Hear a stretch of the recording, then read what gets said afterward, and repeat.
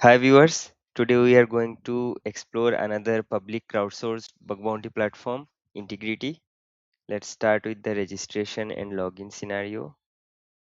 This is the Intigriti application, intigriti.com. Here again, we can register as researcher and also companies can register here to host their applications. So let's explore the researcher sign in flow. You can go to researchers tab and sign up because we are creating an account.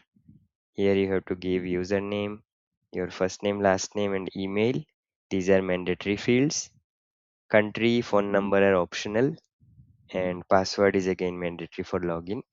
After you agree to the terms and conditions, you can create researcher account.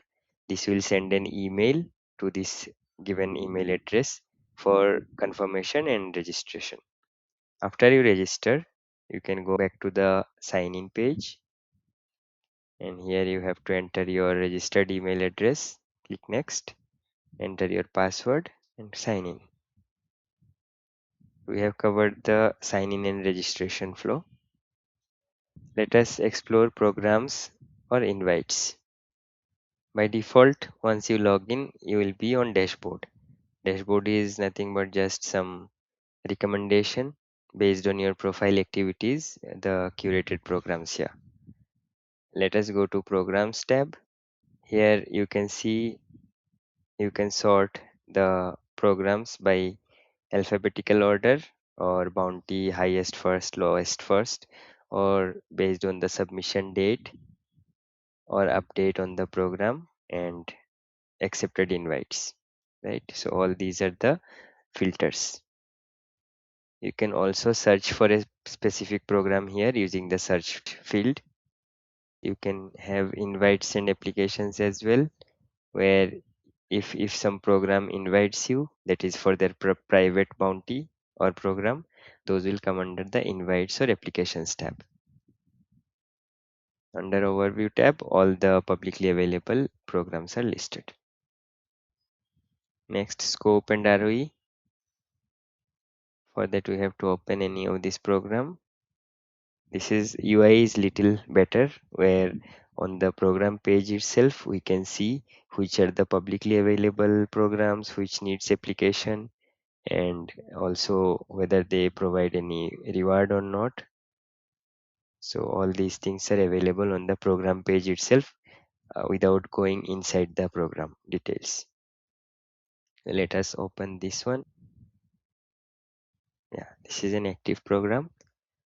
First, scope, so you can see description about the program, bounties, multiple different tiers, and the reward range. You can also send feedback from here. You can see change logs here, rules of engagement, that is ROE. You can see your researcher's email address is required,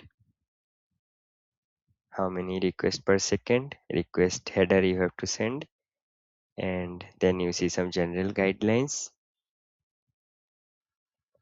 If you scroll down, you get all the asset list here, scope, out of scope, all the out of scope categories, general rules. Then you see severity assessment as well, how the severities are assigned, or while submitting you have to assign the severity. And also there are like frequently asked questions. Here also stats, you can see how many submission received, accepted submissions, average payout, total payout, and response time. These are all scope and ROE. Next, submission and comms. Inside any program, you see here create submission button is there. First you have to test as usual. Go to the in scope assets applications and then do your testing. After you find any vulnerability, come back to the program page, click on the create submission button here, and this opens submission form. First you have to give a submission title, select the asset, endpoint, which is optional, but you can mention during your testing the exact endpoint where you identified the vulnerability, type of the vulnerability, and then subcategory. After that, you have to do the severity assessment with the CVSS calculator, or directly you can select manual severity. Two options are there. After that, you have to add attachments, all screenshots, proof of concept videos or photos. Then write your proof of concept and description. You have to write impact, recommended solution, or remediation steps. Again, these are optional. IP address, which I mean your system IP address when you tested, and what email address you used for creation of users. Okay, so all these details, once you fill, you can click on next, and then a submission will be created. Inside the submission, you can have chat with the triage team as message, as comment. Next is inbox. You see all of your submissions here under the inbox tab. So we just created a draft that is visible here, right? This is one way of seeing all your submissions. Other is like if you go to a specific program and if you have any submissions on that, you can click on the view my submissions tab. That will also come back to your inbox and show you all the submissions you did on that specific program. Last is activity. We can see activity in two ways. One is going to the program, and then here is the activity tab where all the activities across the platform we can see. Another option is if we go to a specific program, these activities global like throughout the all the programs.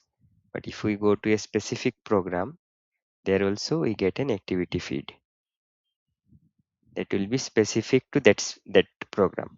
With this, we concluded our exploration of Intigriti. This is also another popular bug bounty platform which is public and crowdsourced. Stay tuned, subscribe to our channel. In the upcoming videos, we will explore other private bug bounty programs and also share with you the tips of finding vulnerabilities and how to become successful in bug hunting. Thank you for watching the video.